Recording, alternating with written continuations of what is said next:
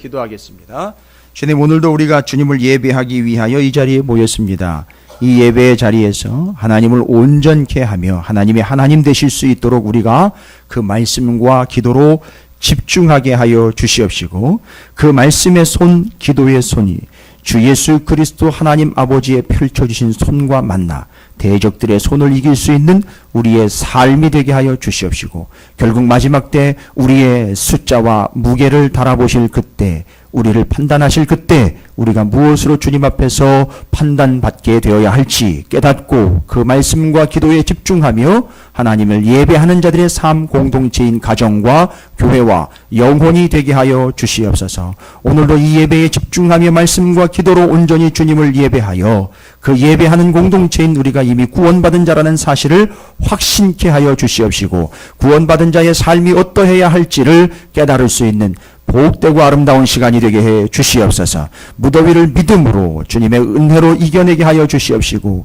이 무더위 속에서도 식어지지 않는 하나님을 향한 열정이 우리를 이끌며 인도하며 말씀과 기도에 더욱 집중할 수 있도록 이끌어 인도해 주시옵시고, 성령 하나님께서 오늘도 말씀을 깨달을 수 있는 은혜와 진리와 지혜를 더하여 주시옵시고, 소망을 또한 더하여 주시옵소서. 서로가 서로를 격려하며 위로하며 주님의 머리 되심으로 하나가 되어 통일됨이 곧 주님이 왕이시며 통치자이신 것을 인정하옵고, 주님이 또한 예배를 받으시기에 합당한 분인 것을 인정하며, 오늘 우리는 예배를 우리 입장에서가 아니라 받으시는 하나님 입장에서 드리는 자로서 온전히 삶과 시간과 마음과 뜻과 정성을 다하여 드리게 하여 주시옵시고, 특별히 주시는 말씀 우리의 가슴에 핥히고 새겨서 깊이 박아서 절대 지워지지 않는 생명의 말씀이 되게 하여 주시옵소서. 감사드립니다. 예수님의 이름으로 간절히 기도 올리옵나이다. 아멘.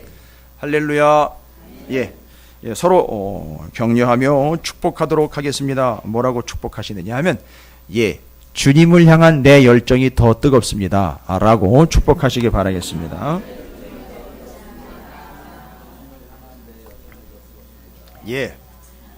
감사합니다. 지금 여름 성경학교를 이제 직전까지 마치고 함께 우리 자녀들이 예배에 참석을 하고 있습니다. 이번에 여름 성경학교 때 우리 친구들이 말씀을 공부한 곳은 사복음서와 함께 사도행전 30년을 공부를 했습니다. 사복음서와 사도행전 30년. 한번 물어보시면 아마 대충 얘기들은 할 수 있을 거예요. 혹시 우리 여름성경학교 마친 친구들 중에 어제 저녁 말씀 여기서 정리할 수 있는 친구 있어요? 다 있는데 여러분들이 너무 이렇게 째려보시니까 겁이 나서 잘 못하실 것 같은데 다 할 수 있을 거예요. 그래서 어제 저녁에 제가 상품도 주고 확인도 하고 근데 잘 하더라고요. 제대로 배워서 아주 똑바로 하게 됐더라고요. 그래서 계속해서 진행할 예정입니다. 어른들 분발하시기 바라겠습니다. 혹시 어려운 거 물어보면 어떻게 해요, 애들이? 조심하시고 분발하시기 바라겠습니다. 우리 여름 성경학교 때 그 사복음서와 사도행전 30년을 그렇게 열심히 공부하면서 또 말씀과 기도로 함께 했던 시간, 특별히 관심 가져주신 분들께 감사를 드리고, 더위의 주방에서 고생하시고 우리 교사들 너무 고생 많으셨습니다. 자, 이게 무엇을 위한 것이냐 하면 바로 패밀리 스쿨을 위한 겁니다. 이 궁극에는 패밀리 스쿨입니다. 이 친구들이 교회에서만이 아니라 바로 가정에서, 교회에서, 삶의 자리에서 패밀리 스쿨을 이루어야 하기 때문에 성경학교를 하는 겁니다. 미국에서 한 여자 청년이 한국으로 들어와서 미국의 CIA에, 여러분 미국 CIA가 뭔지 아십니까? 미 정보국이에요. 이미 인터뷰를 따놓은 여학생인데 미국에 7살 때인가 8살 때 이민을 가서 거기서 아예 대학을 다 나왔고 CIA에 지원을 해서 인터뷰를 앞두고 있는 상황인데 왜 한국계 미국인을 뽑았느냐 물어봤더니만 이런 얘기를 하더랍니다. 우리 CIA 정보국이 한국의 정보를 또한 필요로 하기 때문에 한국 스타일, 한국 출신들로 한국 정서를 잘 읽고 있는 너 같은 사람이 필요하다 해서 1년 반 시간을 주고 한국에 들어와 가지고선 한국을 이 사람이, 이 청년, 여자 청년이 다시 확인을 하고 점검하고 어떻게 바뀌었는가를 하면서 이제 CIA로서 훌륭하게 이 직무를 수행할 수 있을까를 기회를 줬대요. 그리고 그 다음에 1년 반 뒤에 다시 뭐 하자? 인터뷰해서 확실히 채용하자. 그걸 약속을 받았대요. 근데 한국 들어와 가지고선 목사님의 조카예요. 제가 아는 목사님의 조카 얘기입니다. 근데 이번에 통독원 들어왔더라고요. 통독원 들어와가지고 통성경 학교를 했어요. 목사님들과 나란히 앉아가지고 화목제가 뭐고 이런 걸 앉아가지고 공부를 하고 있어요. 근데 알고 봤더니 외국인 학교의 선생님이에요. 알고 봤더니 1년 반 대한민국에 있는 동안에 교사 자격증을 땄어요. 그래가지고 이 친구가 내 사명은 CIA가 아니라 이 땅에서 교사로서 하나님의 말씀을 학교와 가정에서 제대로 가르치는 게 내 사명이라는 걸 다시 깨닫고는 CIA에서 1년 반 뒤에 인터뷰하자고 왔을 때 나는 여기서 내 사명을 다시 찾았습니다. CIA 지원하지 않겠습니다 하고 교사로서 패밀리 스쿨, 그 다음에 학교에서 하나님의 말씀을 가르치고 그 하나님의 말씀으로 패밀리 스쿨 이어가겠습니다. 이게 내 사명입니다. 와우! 성경학교가 끝났다고 다 끝난 게 아닌데? 와우! 예. 뭐 한 줄 아세요? 예, 성경학교 내내 와, 말씀이다가 주제였었어요. 와, 말씀이다. 근데 그걸 영어로 하면 와우! 말씀이다. 이거예요. 그래서 제가 와우 하면 우리 성경학교 출신들은 말씀이다. 이렇게 대답을 하는 거예요. 다시 한번 해볼까요? 와우! 말씀이다. 제가 놀랬어요. 왜 그러냐면 그 친구를 제가 여기 왕십리까지 통동원에서 태워가지고 왔어요. 태워오는 3, 40분 그 시간 동안에 그 이야기를 제가 다 들은 거예요. 제가 놀랬어요. 근데 알고 봤더니 어려서부터 할아버지 부모로부터 집에선 절대 영어를 못 쓰겠다는 거예요. 그리고 어려서부터 할아버지가 붙잡아 앉혀놓고 스토리텔링을 계속 훈련을 한 거예요. 거기에 말씀이 있었고 거기에 사회적인 문제들을 사회적으로 보는 게 아니라 성경적으로 보는 훈련을 해왔던 거예요. CIA가 두렵지 않은 겁니다. 이거 CIA에서 또 저를 또 비집고 들어오면 안 되는데. 아마 CIA를 무시하는 건 아니니까요. 와, 이게 희망이로구나. 이게 빛이로구나. 그 청년을 다시 봤어요. 그 어렸을 때 갔는데 한국말 너무너무 잘해요. 그래서 외국인 학교에서 아이들을 가르치면서 패밀리 스쿨에 대한 꿈을 꾸고 있었어요. 그리고 우리 대한민국의 교육의 문제가 뭔지도 정확하게 찝어내더라고요. 바로 그거예요. 여러분, 제가 왜 이런 얘기로 시작합니까? 왜 여름 성경학교를 합니까? 애들 불러 모아가지고 간식에다 잔뜩 먹여놓고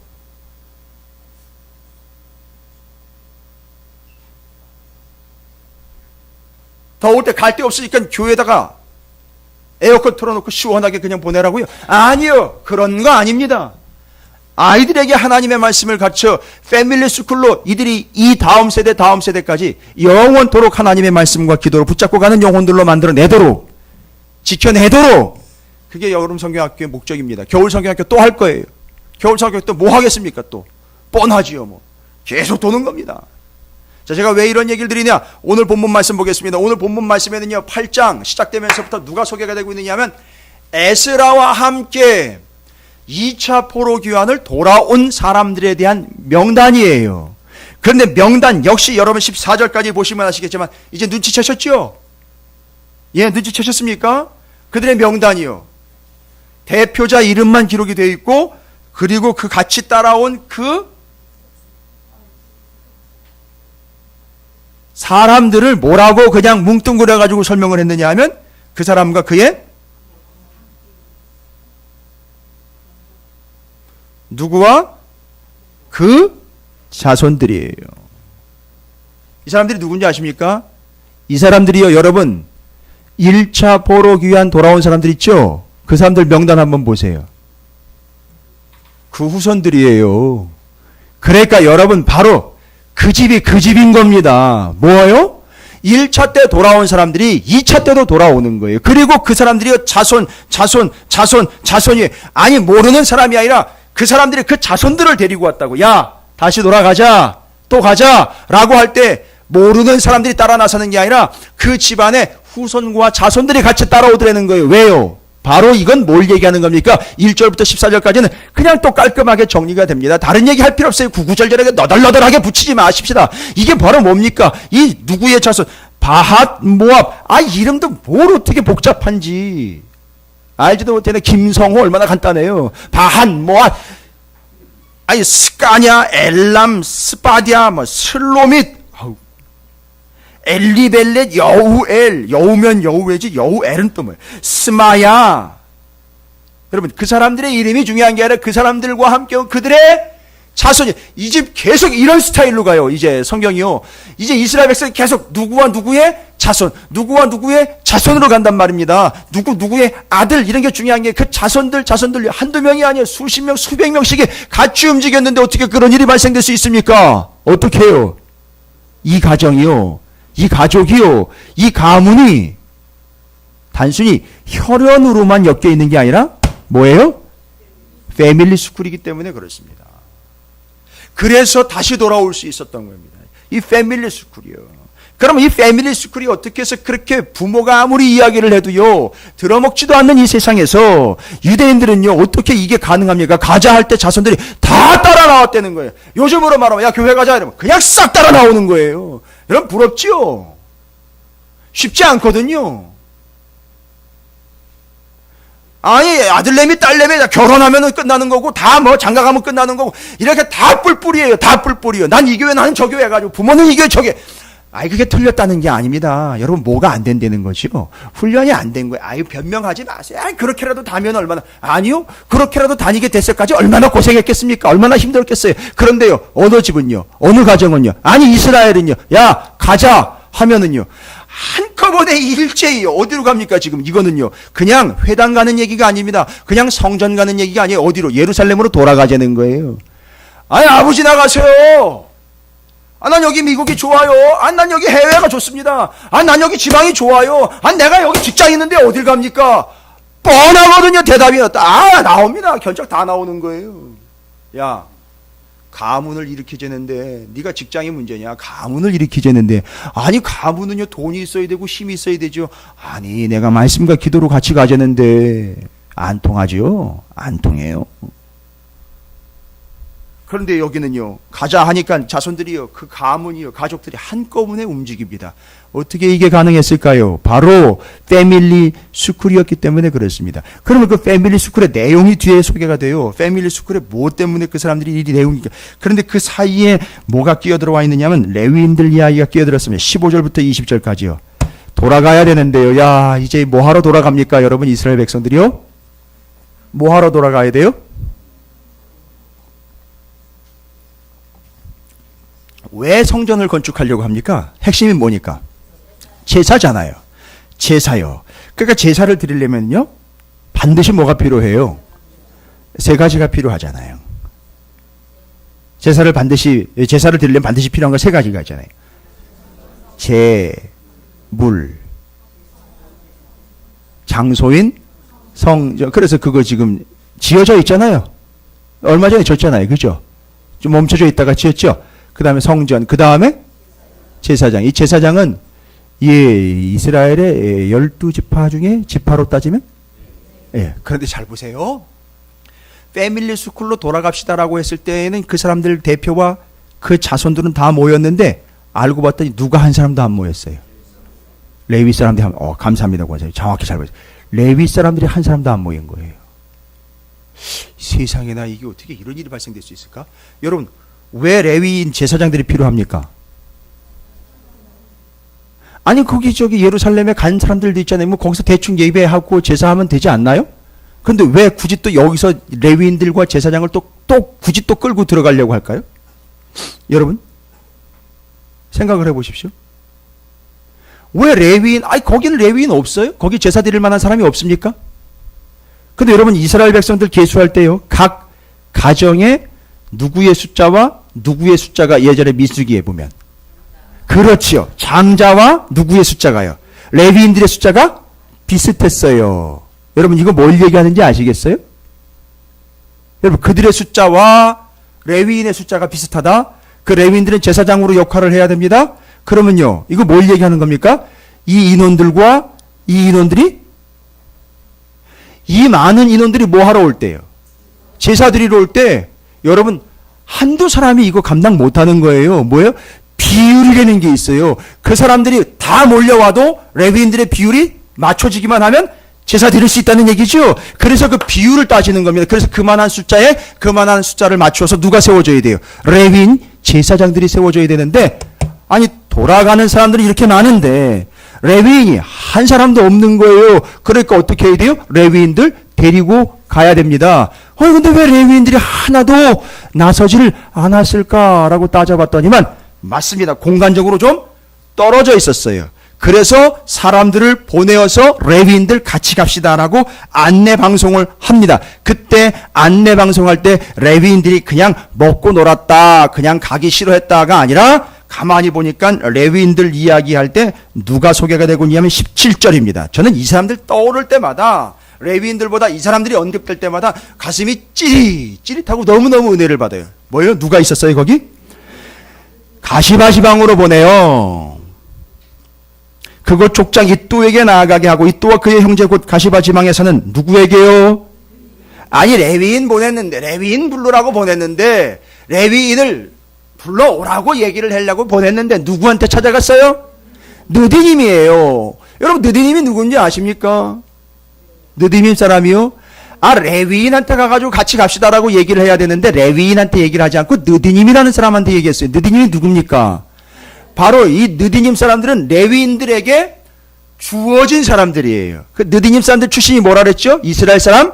아니에요. 이스라엘이 가나안 땅 들어갔을 때 그 땅을 정복하여 종으로 잡은 사람들인데 특별히 그 가운데에서 그냥 종으로 부리는 게 아니라 어디에서요? 성전 성막에서 제사 드릴 때 허드렛 일을 하는 사람들로 레위인들에게 붙여준 사람들이 느디님 사람들이에요. 그런데 레위인을 부르러 갔는데 레위인을 직접 만나지 않고 누구를 만나가지고요? 느디님을 만나가지고 얘기를 합니다. 와우! 여러분 생각해 보세요. 주인한테 얘기를 안 하고 종한테 얘기를 한 거예요. 뭔 얘기입니까? 지금은 주종관계를 얘기하는 게 아니에요. 이 느디님 사람들이 지금 무슨 역할을 하고 있는 거죠? 레위인들과 딱 붙어가지고 철저하게 레위인과 하나가 되어 있는 거예요. 그러니까 느디님 사람들이 누구한테도 얘기할 수 있는 거예요? 레위인한테도 얘기할 수 있고, 그리고 레위인들이 느디님이 얘기한다고 어디 종놈 주제에 주인한테 함부로 얘기를 해? 이게 아니라 느디님 사람들이 인정받고 있는 거예요. 그러니까 지금 레위인과 느디님이 하나가 되어가지고 싫어서 안 간 게 아니라 연락이 딱 오는 순간 느디님과 레위인이 같이 움직였다는 얘기입니다. 그래서 이 느디님 사람이 대단한 사람들이에요. 저는 시간이 되면 이 느디님을 다시 한번 좀 연구를 해보려고 합니다. 어찌되었든 이 사람들은 제사를 드리기 위하여 준비하고 있었던 사람. 그러니까 느디님 사람들은요, 그 얘기를 딱 듣자마자 느디님 사람들은 이제 가야 한다라는 걸 알아요. 왜요? 자기들 사명이 뭐니까? 제사 드릴 때 자기들은 무슨 일을 해요? 고기를 잡거나 하진 않습니다. 그런데 그 허드렛 일을 장작도 패야 되고 물도 길러야 되고, 근데요 몇 년 동안 멈춰져 있었어요. 한 번도, 단 한 번도 제사를 드린 적이 없어요. 느디님 사이에 단 한 번도 장작을 쪼개거나 물을 길러와 본 적이 없어요. 몇 년 동안요. 그럼에도 불구하고 자신들은 무슨 일을 해야 한다라는 걸요. 그 허드렛 일을 해야 한다라는 걸 어떻게 해요? 알고 있었던 거예요. 그리고 제사를 단 한 번도 드리지 않은 레위인들이 있었지만 그 옆에서 떠나지 않고 있었던 거예요. 뭔 얘기입니까? 언젠가는 다시 돌아가 우리가 역할을 해야 되는데 70년 동안요 자기 역할이 뭐였는지 70년 지나면은요 10년만 지나도 아니요 1년만 지나도 다 까먹는데 70년이 지났는데도 자신들의 역할이 뭔지를 잊지 않고 있다는 거죠. 완벽한 뭐예요? 패밀리 스쿨이죠. 본인들이 제사를 드리거나 허드렛 일을 하지 않았더라도 70년 동안의 느디님 사람들도요 자기 조상의 조상들이 뭐 얘기했어요? 야 우리는 여러분 우리가 만약에 느디님이라면은요 뭐 했어요? 야 대충 해. 대충 해. 이제 남의 나라에 포로로 끌려와가지고, 뭐 제사를 한 번 한 10년쯤 지나면, 야, 이제 끝났어. 이제 끝났어. 제사 한 번도 못 드리고, 뭐, 우리는 뭐, 느디님인데, 뭐 말만 느디님이지. 야, 우리가 뭐 할 일이 뭐가 있냐. 잘 봐봐요. 저 이스라엘 사람들도, 저 제사장들 봐봐. 뭐 하는 게 있어? 아무것도 하는 게 없는. 이럴 수 있지 않습니까? 제사를 지금 70년 동안이나 못 드렸어요. 그러면 야 이제 다 끝났어. 이 나라도 끝났고 제사는 뭔 제사냐. 이거 다 그냥 접어라. 이럴 수 있는데 아니요. 느디님 사람들은요. 70년 동안이나 자기 후손들에게 계속 자신들이 어떤 위치에 있는지를 알려준 거예요. 요즘처럼 야 너 교회 가고 싶으면 가고 말렘 말아라 라고 이야기하는 우리와는 완전히 판이 다른 겁니다. 그래서 느디님 사람들이 준비하고 있다가 레위인들을 데리고 가요. 그 따라간 사람이 수백인데 레위인은 40명 정도가 파악이 되고 있어요. 레위인은. 그러니까 느디님이 더 많은 거예요. 다시 붙인 겁니다. 자, 지금 이래저래 여러분들에게 제가 말씀드린 두 틀에게 패밀리 스쿨 얘기를 드렸죠. 누구요? 이스라엘 백성들의 패밀리 스쿨과 느디님 사람들의 패밀리 스쿨을 이야기했어요. 그래서 그들이 무슨 얘기를 듣자마자 어디로? 예루살렘으로 돌아가자라는 얘기를 듣자마자 이들이 다 우리가 왜 돌아가야 되며 돌아가야 될 입장이라는 걸 인정을 하고 돌아가게 됩니다. 그러니까 지금 요즘에 이제 목사가 이야기하면 아 왜요? 상당히 속상한 얘기죠. 아 왜요? 그거 왜 우리가 해야 돼요? 이렇게 지금 따지고 덤비는 개념들이 아니라는 거죠. 당연히 해야 한다는 걸 알고 더 이상 설명이 필요 없는 거죠. 붙은 겁니다. 패밀리 스쿨이에요. 근데 그 패밀리 스쿨에서 어떻게 교육이 됐는가 내용이 있어요. 교육의 내용이 있습니다. 예배는 못 드렸어요. 제사는 못 드렸죠? 그렇지만 패밀리 스쿨에서는 계속 요거는 했어요. 잘 보시면 그 다음에 21절이에요. 21절부터 23절입니다. 에스라가 대표로 이야기합니다. 에스라가 대표로 이야기합니다. 어떻게 해서 그 패밀리 스쿨이 유지가 될 수 있었을까? 어떻게 해서 그 패밀리 스쿨이 70년 동안이나 자신들의 본분을 잊지 않고 이어올 수 있었을까? 느디님 사람이 됐든 이스라엘 사람이 됐든 제사장 가문이 됐든 이걸 어떻게 잊지 않고 만각하지 않고 70년이 지났음에도 불구하고 가자 그럴 때 그렇지 우리가 가서 해야 할 일이 그것이지라고 잊지 않고 정확하게 발벗고 나설 수 있었을까? 바로 요겁니다. 에스라가 금식하며 간구했다라는 표현이 나옵니다. 그렇지요. 내용을 한번 읽어보겠습니다. 21절부터 23절입니다. 많지도 않습니다. 그때에 내가 아하와 강가에 금식을 모았습니까? 선포하고 우리 하나님 앞에서 스스로 겸비하여 우리와 우리 어린 아이와 모든 소유를 위하여 평탄한 길을 그에게 간구하였으니 이는 우리가 전에 왕에게 아뢰기를 우리 하나님의 손은 자기를 찾는 모든 자에게 선을 베푸시고 자기를 배반하는 모든 자에게는 권능과 진노를 내리신다 하였으므로 길에서 적군을 막고 우리를 도울 보병과 마병을 왕에게 구하기를 부끄러워하였습니다. 그리고 그러므로 우리가 이를 위하여 금식하며 우리 하나님께 간구하였더니 그의 응낙하심을 입었느니라. 에스라가 뭐 했다 그랬습니까? 무엇을 앞두고요? 예루살렘으로 돌아가는 걸 앞두고 에스라가 무엇을 했느냐 하면 사람들한테 마치 누구처럼요? 같은 애씨 에스더처럼 금식 기도를 요청을 하면서 기도로 들어갑니다. 그런데 기도의 내용이 뭐냐 하면 길을 가다 보면 그 길에 뭐 한 자들이 있더라? 31절 보십시오. 31절. 여러분 이게 그냥 장난으로 보시면 안 됩니다. 그냥 돌아간다니까 알아서 길 평탄하게 아스팔트 깎여진 것처럼 112번 버스 골라 타고 가는 것처럼 아니요. 그런 개념이 아니에요. 그 길 가다 보면 무슨 일이 있느냐 하면 거기에는 이런 일이 있어요. 첫째 달 11일에 우리가 아하와 강을 떠나 예루살렘으로 갈 때 우리 하나님의 손이 우리를 도우사 대적과 뭐예요? 길에 매복한 자의 손에서 뭐가 있다는 얘기입니까? 길이 험한 건 둘째치고 그 길에 매복한 자들이 있다는 거예요.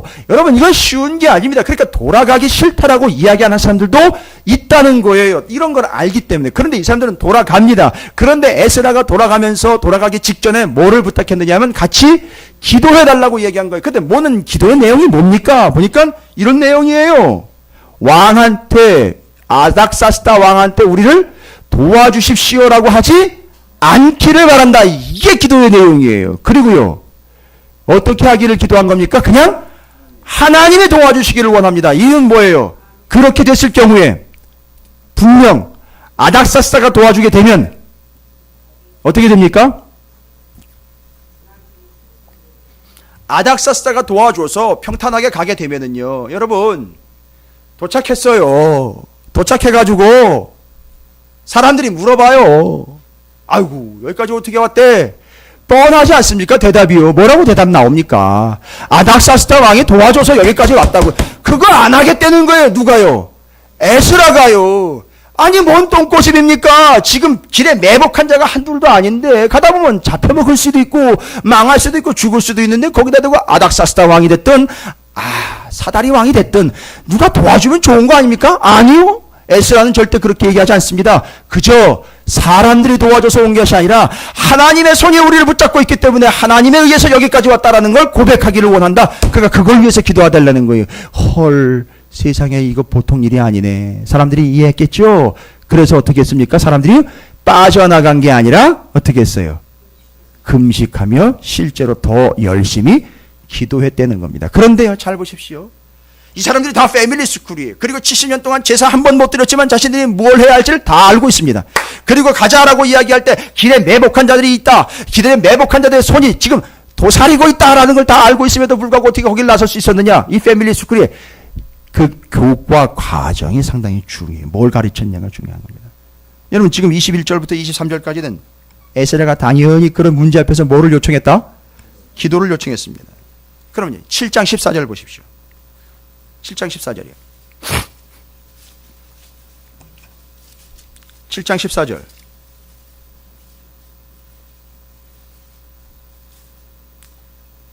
한 장 앞인데 상당히 많이 넘기는 소리가 나네요. 7장 14절. 7장 14절에 뭐라고 나와 있습니까? 너는 내 손에 있는 내 하나님의 율법을 따라 유다와 예루살렘의 형편을 살피기 위하여 왕과 7 자문관의 보냄을 받았으니. 그 다음에 7장 25절 가보겠습니다. 7장 25절. 에스라여 너는 내 손에 있는 내 하나님의 지혜를 따라. 이 하나님의 지혜가 뭐라는 거지? 내 손에 아까 율법이 하나님의 말씀이라는 거죠. 그 다음에 지금 잘 보십시오. 그 에스라의 손에는 이미 뭐가 있다? 하나님의 말씀이 있는데 그 사람이 그 하나님의 말씀이 그 손에 있는데 이 사람이 뭘 요청을 했다? 돌아가기 직전에 뭘 요청을 했다는 얘기잖아요. 그 사람들은 다 누구예요? 거기 페르시아에 있는 사람들 말고요. 같이 돌아갈 그 사람들한테 바로 이야기하고 요청했어요. 우리 같이 기도합시다라고 이야기. 근데 그 기도합시다라고 이야기할 때 이 사람들이 그걸 어떻게 해요? 철석같이 알아먹고 바로 뭐로 들어갔다? 기도로 들어갔다. 이거예요. 기도하자 할 때 금식 기도로 들어갔다는 얘기입니다. 그럼 여러분 이스라엘 백성들 유대인들이요. 구약성경에 기도한다라고 할 때 그 기도는요. 그냥 무릎 꿇고 궁얼궁얼 중시렁중시렁 그렇게 기도가 아니에요.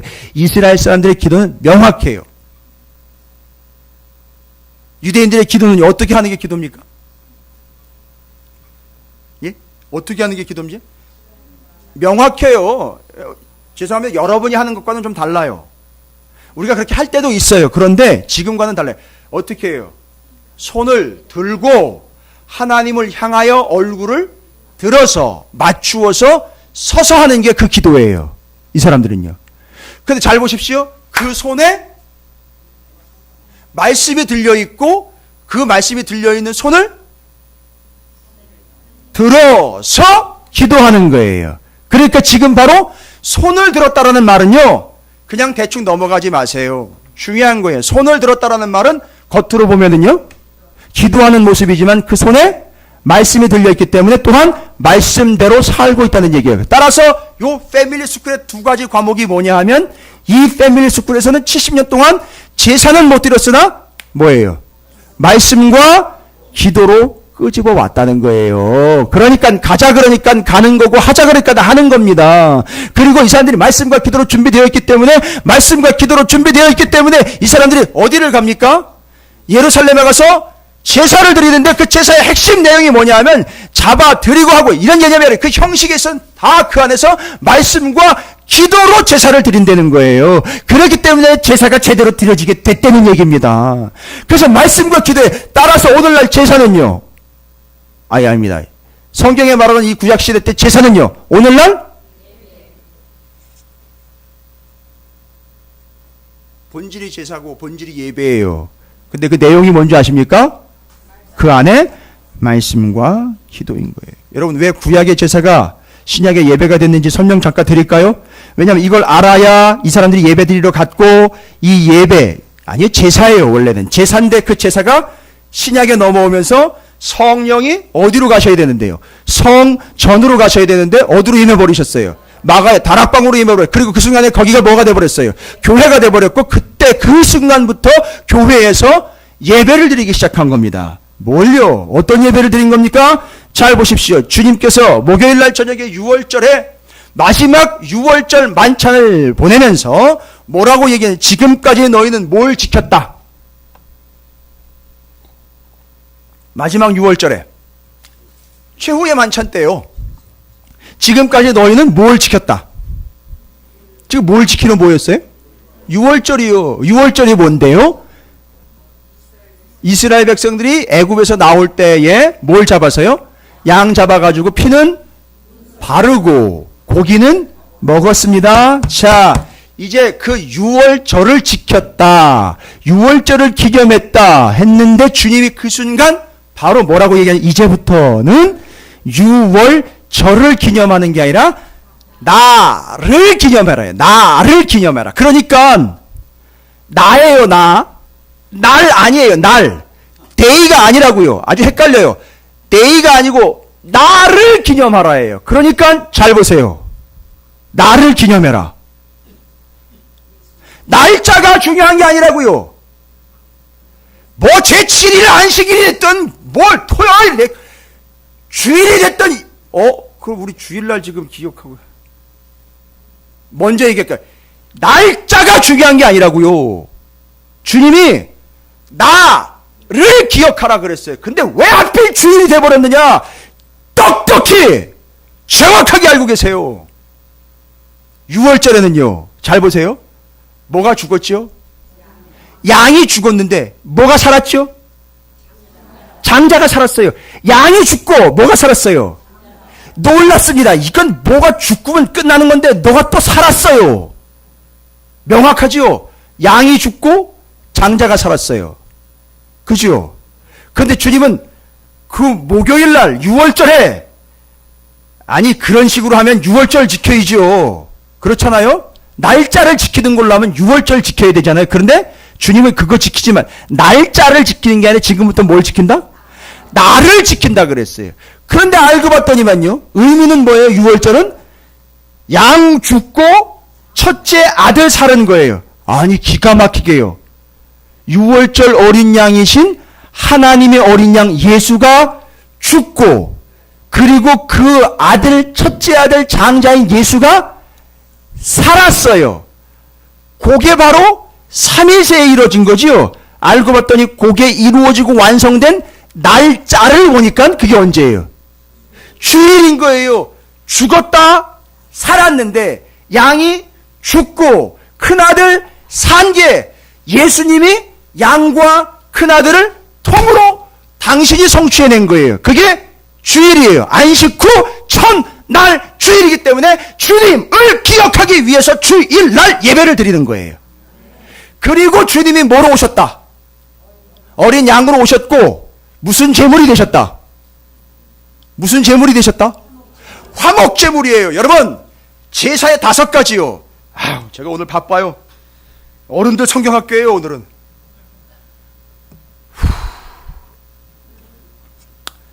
어떻게 보면 우리 성도들보다 인터넷 방송으로 이걸 들은 사람들 중에 기가 막히게 깨닫고 터진 사람들이 이제 한둘이 아닐 거예요. 주일 지나면. 지금 이 가운데도 좀 아닌 척하고 앉아있지만 정말 진짜 제대로 모르고 있다가 툭툭 터지는 분들이 지금 있을 거예요. 그냥 속으로 끄떡이세요. 우리 친구들도 똑바로 졸지 말고 정확하게 죽을 때까지 제대로 깨닫고 자 화목제입니다. 주님이 화목제물이 되셨다고 그랬어요. 아이고 화목제물은 특징이 뭡니까 여러분 도대체? 그냥 어린 양 뭐 이런 얘기만 했는데 화목제물은 뭐예요? 다 좋아요. 맞아요. 그거 정확한 말인데 우리는 화목제물 하면 어디에서 멈춰버리느냐면 우리하고 하나님 사이를 주님이 이렇게 화해시켜준 부분으로 아니 지금 우리는 지금 제사를 드리고 있어요. 제사의 5가지. 번제, 소제, 화목제, 속죄제, 속건제 딱 나와야죠. 번제, 소제, 화목제, 속죄제, 속건제 5개요. 월화수목금토일은 기가 막히게 나오면서 번제, 소제, 화목제, 속죄제, 속건제 한 번도 제대로 나온 게 없어요. 제가 통동원 들어가가지고 지난 월요일날 그 통동원의 조병호 박사님이 김 목사님 아이고 그 들어가면 질문은 다 저한테 해요. 그러니까 어떨 때는 이제 가기가 좀 꺼려질 때가 있어요. 질문 다 저한테 하니까. 맨 뒤에 앉아있든 맨 앞에 앉아있든 부르는 거죠. 김 목사님, 이건 뭐예요? 김 목사님, 이건 뭐예요? 김 목사님 5개 제사예요. 번제, 소제, 황제, 속죄, 순례요. 아니 뭐 거긴 다 알아들으니까요. 아니 이게 지금 모른다라고 그러면 좀 곤란합니다. 번제, 소제, 화목제, 속죄제, 속거제 성경에 나와 있는 거 그냥 빨리 했을 뿐이에요. 그럼 여러분이 알아듣고 이미 개념을 잡고 계셔야 된다는 거거든요.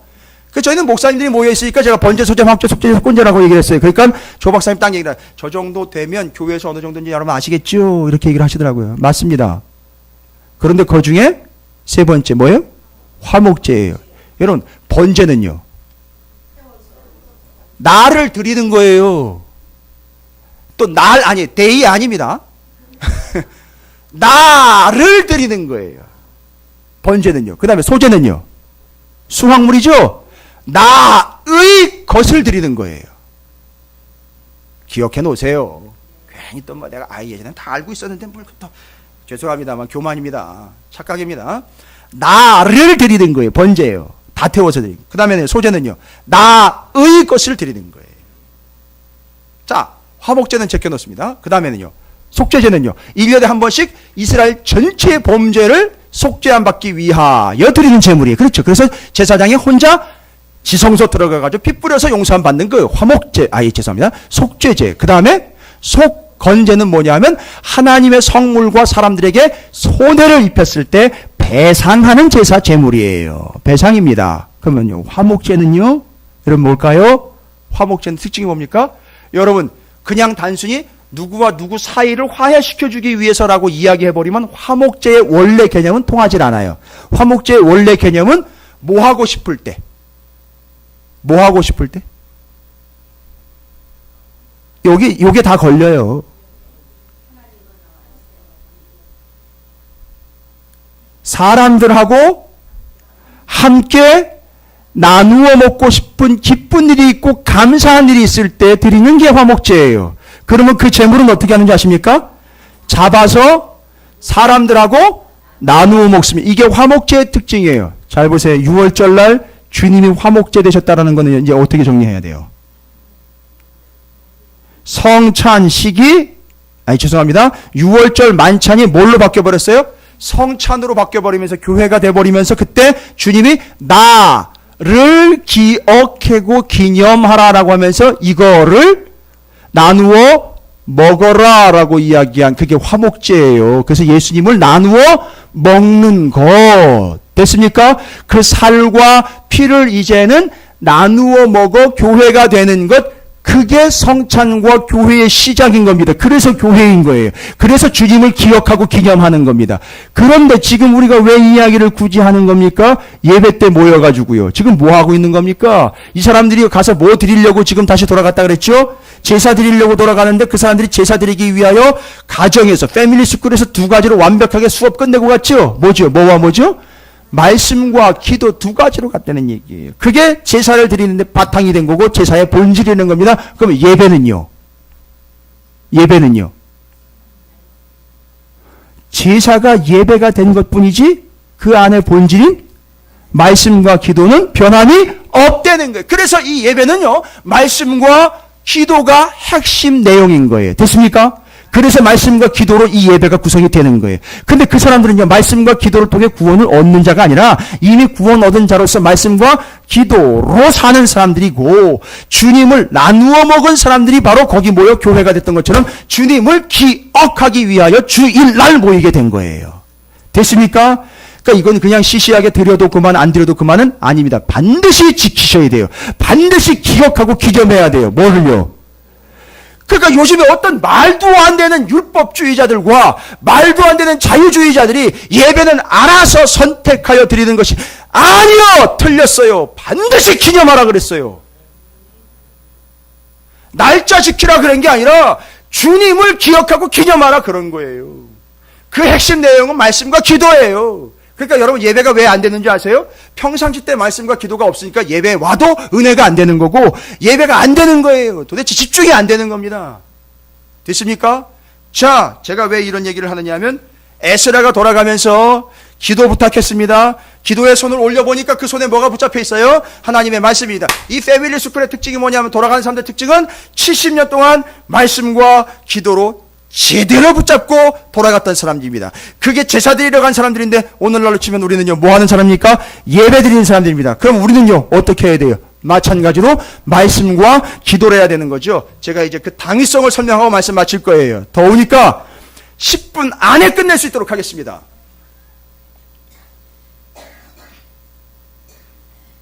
여러분과 밀당하는 거 아니에요. 저도 지금 훈련하고 있는 거거든요. 여러분 같은 우리 성도들한테는 이 정도, 또 모르는 사람들한테는 이 정도, 전혀 모르는 교회 가서는 어느 정도, 다 조절 가능합니다. 시간 조절 가능해요. 그래서 저가 좌우되지는 않습니다. 여러분 분명히 알아야 될 것, 이제 잘 보십시오. 말씀과 기도에 대한 이야기를 명확하게 정리합니다. 이게 왜 중요한 건지를 설명합니다. 그렇게 해서 손을 들어보니까 손에 말씀이 붙잡혀 있는데, 그 손을 들어 기도하더라는 거예요. 그래서 말씀과 기도로 준비된 사람들이 돌아가서 제사를 드립니다. 여러분이 지금 예배하고 앉아 있습니다만, 예배 드리기 위해 왔습니다만, 여러분에게는요, 뭐와 뭐가 있어야 되죠? 말씀과 기도가 있어야 되는 거죠. 여기서 누굴 나눠 먹는 겁니까? 예수 그리스도를 나눠 먹는 거죠. 근데 예수님 우리에게 뭘로 오셨습니까? 말씀으로 오셨어요. 됐습니까? 그리고 그 피를 나누어 먹었다라고 이야기할 때, 그걸 돕는 자로 볼 때 성령, 기름, 물이라고 이야기를 할 때 성령의 도우심으로 지금 예배를 드리고 있는 거거든요. 그러니까 이게 지금 예배예요. 아, 기가 막힙니다. 여러분 이런 설명 들어보셨어요? 예, 이게 지금 얼마나 귀한 시간이 성경학교 끝나서 제가 피를 받아가지고 여러분에게도 지금 성경학교처럼 가는 거예요. 그래서 상당히 중요한 거죠. 정리 잘 하십시오. 말씀과 기도. 그런데 잘 보세요. 제가 에스라를 구약의 바울이라고 부르고 있고, 바울을 신약의 에스라라고 부르는 이유가 있어요. 바울처럼이라는 얘기가 아니라, 정말 기가 막히게 이걸 설명을 하는데, 잘 보세요. 그 뒤로 24절에 보니까 뭐래요? 성전에 바친 예물을 이야기하는데 뭐가 나와 있어요? 뭔 얘기? 그릇들 얘기가 나와 있죠. 근데 특징이 뭐예요? 그 그릇들을요? 이 그릇은 뭐예요? 이 그릇은 뭡니까? 어디에 쓰는 거예요? 그렇죠. 이거 어디에 갖다 놔야 돼요? 성전에다 갖다 놔야 돼요. 마치 우리가요, 제사 드리려면 어디 가야 되는 것처럼요. 그러니까 지금 여러분이 돌아온 사람들, 켈리 기억나십니까? 켈리요. 뭐가 돼가지고요? 제대로 된 그릇이 돼가지고 돌아가서 그릇처럼 사용되는 사람들이죠. 마치 어디에서요? 성전에서 뭘 드릴 때? 제사를 드릴 때 사용되는 그릇처럼 제사를 드리는 사람들이 마치 뭐와 같다는 얘기죠. 제사 드릴 때 사용하는 그릇과 같은 존재가 됐다는 거예요. 여러분 요거 얘기하는 겁니다. 그런데 그 그릇들은요, 잘 보십시오. 24절부터 30절까지 그리고 여러분이 지금 그 뒤에 이어지는 내용들을 쭉 보시면 30절, 이에 제사장들과 레위 사람들이 은과 금과 그릇을 예루살렘 우리 하나님의 성전으로 가져가려 하여 그 뭐예요? 무게대로 받으니라. 자, 다 읽어보시면은요, 앞에 은, 금, 그릇들 이야기하면서 특징이 뭡니까? 그 은과 금과 그릇들을 뭐 한다는 거죠? 그렇지요. 첫 번째, 그릇이니까. 고레스 왕, 그렇습니다. 맞습니다. 맞아요. 중요하게, 정확하게. 첫 번째, 그릇이니까 그 개수를 어떻게 해야 돼요? 세어봐야 됩니다. 여러분 34절 보십시오. 모든 것을 다 세고 달아보고 그 무게의 총량을 그때에 뭐했다? 기록했다. 어떻게 했다? 어떻게 하고? 세보고 달아보고 기록했다. 잘 보세요. 이거 잊지 마시고요. 세보고 달아보고 기록했다는 거예요. 자, 세었다라는 말은요, 그걸 어떻게 해요? 셀 수 있다는 얘기는 뭘로 환산이 되는 거죠? 개수지요. 그 다음에는요, 달아본다라는 것은 셀 수 없으니까 뭘요? 무게를 잰다는 거죠. 그런데 중요한 건 바로 이게 센다, 무게를 단다라는 말입니다. 정신 바싹 차리세요. 지금까지 졸았어도 여기서 깨셔야 돼요. 무슨 얘기입니까? 최종적으로 이들이 어디 돌아가면은요, 예루살렘에 돌아가면 그들이 가지고 온 그릇과 은, 금, 예물들을 어떻게 하겠다? 세어보고 달아보고 기록하여 맞는지 틀리는지 최종 점검하겠다는 얘기죠. 뭔 얘기인지 아십니까? 여러분, 이건 그릇들과 금과 은 얘기가 아니라 바로 그 사람들 얘기예요. 그 그릇을 가지고 그 금을 가지고 온 사람들, 그 사람들 얘기인 거예요. 금과 금덩어리, 은덩어리, 그릇에게 얘기한 게 아니라 그 사람들에 대한 얘기예요. 그러면 내가 너희들 뭐 해보겠다? 세워보겠다. 달아보겠다. 여기에 걸려버려가지고 확 죽어버린 사람 있잖아요. 그렇죠. 메네, 데겔, 우, 바르신 해가지고서 그 자리에서 즉사한 사람 있잖아요. 누구요? 그렇지요. 바벨론의 벨사살 왕이요. 거기서 죽은 거예요. 뭐 했어요? 메네, 데겔, 우, 바르신 뭐예요? 세어보고 달아보니까 너는 함량과 기준 미달이야. 그래, 그 자리에서 죽은 거예요. 와우! 그런데요, 제가 더 놀란 건 뭐냐면, 여러분 오해하지 마세요. 이건 어거지로 꿰어 맞춘 게 아니에요. 세본다, 달아본다라는 말이요. 무섭네요. 그냥 뭘 세보고 뭘 달아볼까요, 여러분? 진짜 정신 바싹 차리세요. 뭘 세보고 뭘 달아볼까요? 지금부터 설명드릴게요. 어떻게 보면 요한계시록 한 권과도 맞먹을 수 있는 귀한 얘기일 거예요. 뭘 세보고 뭘 달아. 마지막 때 우리는요, 어떤 존재가 된다? 주님 앞에서 세어보고 달아볼 거라는 겁니다. 뭘 세어보고 뭘 달아볼까요? 그러면 이 단어가 의미하는 바예요. 그래서 제가 구약의 바울 에스라라고 말한 이유가 여기 있어요. 그 사람이 일부러 센다, 단다라는 말을 그렇게 쓴 거예요. 여러분, 센다라는 말이요, 숫자를 영어로는 뭐예요? 카운트하는 거죠. 센다, 계수한다. 미스파르라는 단어예요. 히브리어로 미스파르. 뭐 이 정도는 좀 알고 계셔도 좋을 것 같아요. 히브리어로 미스파르. 그런데 사파르라는 단어에서 왔어요. 히브리어로 사파르, 미스파르인데 사파르라는 단어가 왔어요. 근데 그 사파르라는 단어가 뜻이 뭔지 아세요? 사파르라는 단어가 센다인데 카운트, 아니 영어로 말하는 카운트의 의미가 아니라 사파르, 미스파르라는 단어가 온 사파르라는 단어는 핥히다. 이상하다. 제가 처음에 놀랐어요. 핥힌다는 거예요. 뭐예요? 주로 핥히는 거 하면 뭐가 떠올리십니까? 곰, 짐승들, 고양이, 부부싸움이요? 센다, 미스파르, 어디로부터 왔다? 사파르로부터 왔는데, 야, 그래서 사파리인가 봐요. 넘어갑니다. 집에 가서 웃으세요. 지금 안 하시는 분들은. 핥히다. 그러니까 그 핥힌다라는 거를 말하자면 뭐가 있다는 거예요, 이렇게. 그렇죠. 그거 발톱 같은 거나 이렇게 갈고리 같은 게 있다는 거죠. 그래서 그걸 가지고 긁어 모으다. 그 다음에 요거예요. 돌 위에 새기다. 그리고 사파르라는 말은 뜻이 뭔지 아세요? 율법학자, 서기관이라는 뜻이에요. 그러니까 여러분, 뭘 세어본다는 거예요? 이거 다 조합하셔야 돼요.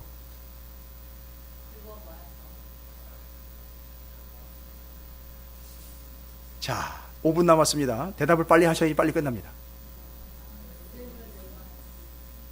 핥혔어요. 여러분, 돌 위에 새긴다는 거 기억나시죠? 성경에선 돌 위에 석회를 바르고 거기다가 새겼다 그랬어요. 뭐를 새겼어요? 말씀과 율법을 새겼어요. 그게 역할이 뭐냐면 율법학자와 서기관들의 역할이에요. 그런데요, 그게 뭐예요? 궁극적으로 원래는 뜻이 그게 세야 되잖아요. 그죠? 그럼 뭘 센다는 얘기입니까? 연결해 보세요.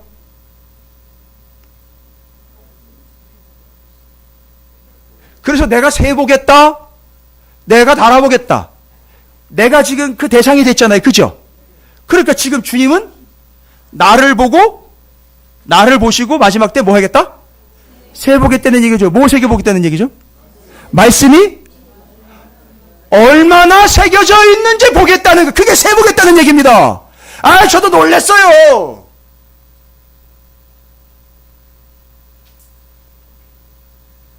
고사님이 정말 긍정적으로 아주 명확하게 이해가 되신 것 같아요.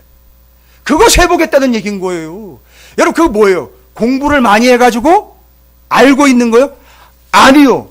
여러분 집에서 그런 경험하죠? 정신없이 급해가지고 지나가다가 소파를 새끼발가락으로 새끼발가락이 제껴져가지고 피가 철철 나오니 제 새끼발가락이 지금도 갈라져 있어요.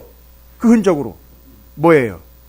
새겨졌다는 얘기는 말씀대로 살다 보니까 부딪힐 때도 있고 상처 입을 때도 있는데 하나님은 그걸 보시고 뭐로 어떻게 알아본다?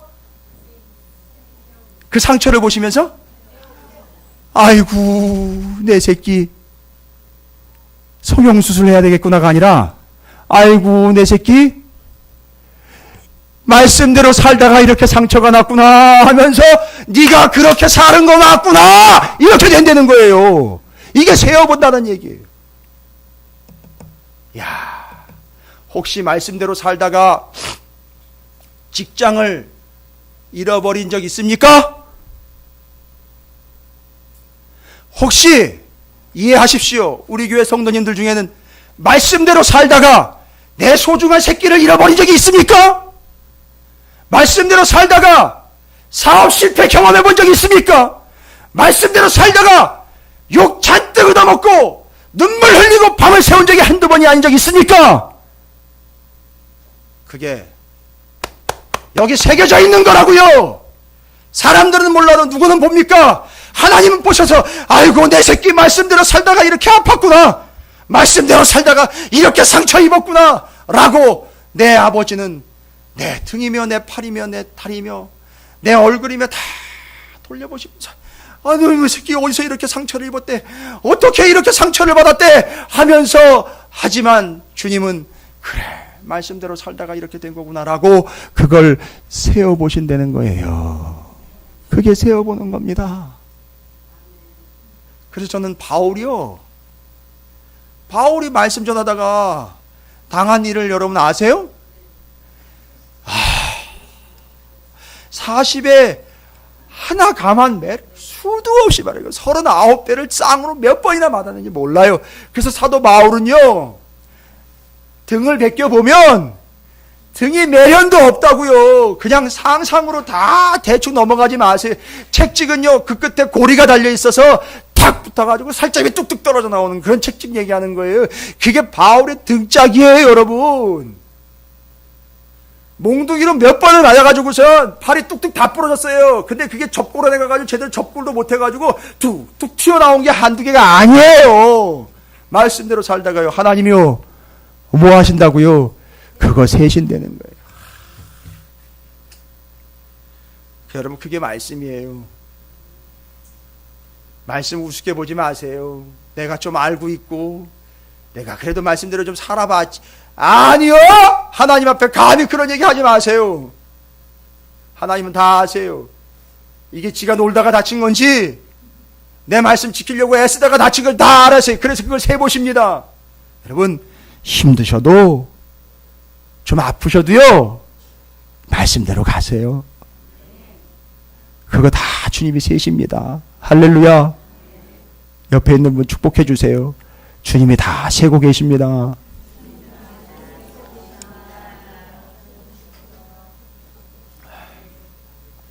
그렇다면은요, 달아본다는 얘기입니다. 이거 빨리 해야 돼요. 달아본다는 얘기.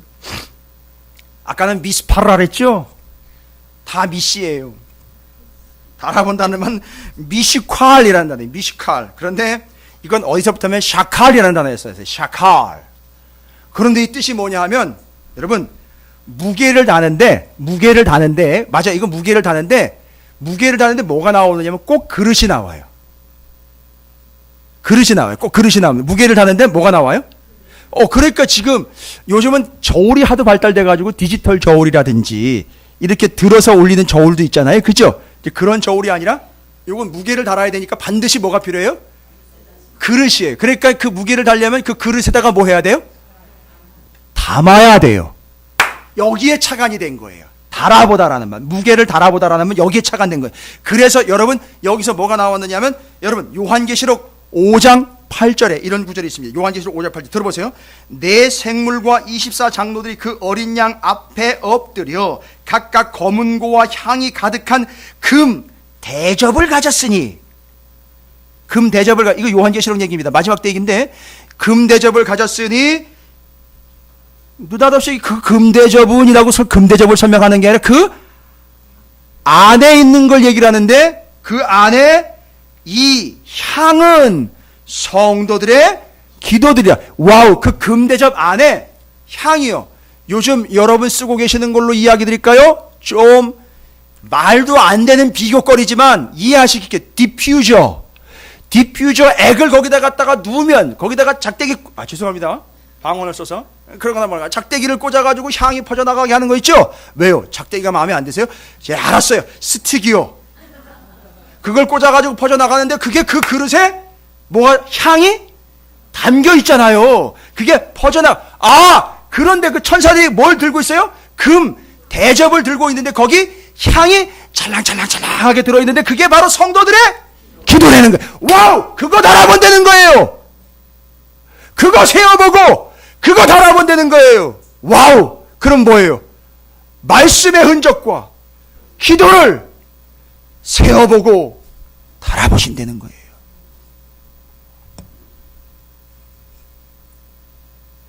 어떻습니까, 여러분?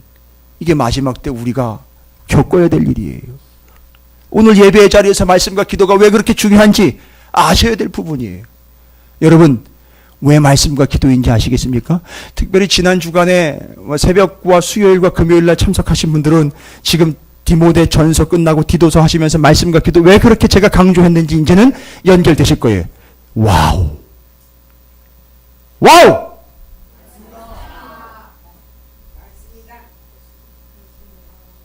말씀과 기도 세어보고 달아본다.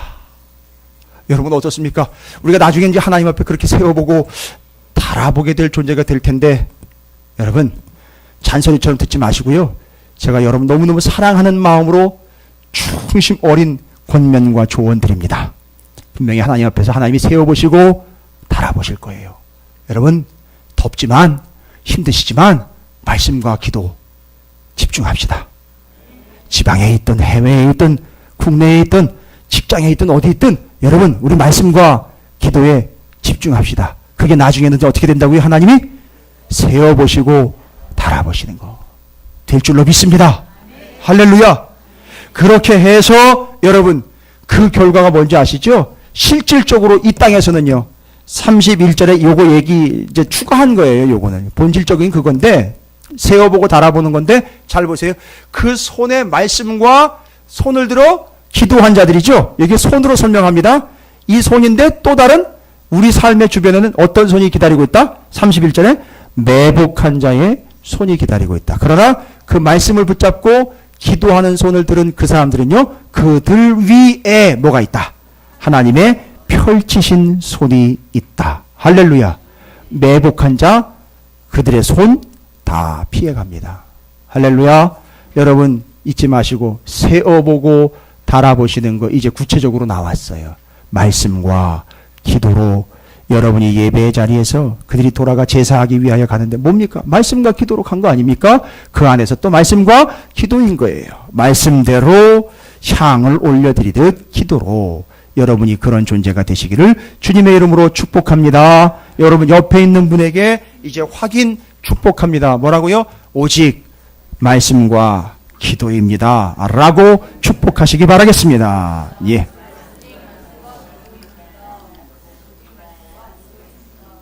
감사합니다. 야, 기적이에요. 여기 앞에 있는 애들 있잖아요. 얘네. 중딩. 얘네가 지금 조금 약간 슬리피한 상황이긴 한데 슬립은 안 했어요. 이거 너무 다 지금 나누잖아요. 지금 말씀과 기도라는 거 다 나누잖아요. 얘들이 지금 어제 저녁에 뭐가 말씀이었고 뭐가 하나님의 마음이었는지 설명한 애들이거든요. 쟤들이 성경학교 지금 끝납니다. 끝났어요. 이제 이 예배와 함께 성경학교가 이제 이 여름에는 끝났어요. 근데 지금 여기 예배까지 참석을 하면서 정리가 되는. 저 뒤에도 지금 한 무리가 저렇게 여성분들이 앉아 있고 여기 남성분들이 이렇게 앉아 있네. 네, 성경학교 감사합니다. 세어보고 달아본다. 전 집에 가면 이제 저희 두 딸 아이한테 이것도 다시 확인할 거예요. 또 세어보고 달아본다. 매일이 세어보고 달아보는 날이에요. 그래서 여러분께서도 잊지 마시죠. 말씀과 기도입니다.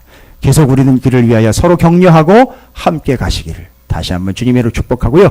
결단하겠습니다. 뭘로 결단합니까? 오직 말씀과 기도로 세어보고 달아보시는 하나님 앞에서 집중하겠습니다. 예배하겠습니다. 함께 주님의 이름을 부르시고 소리내어 기도하도록 하겠습니다. 기도하겠습니다.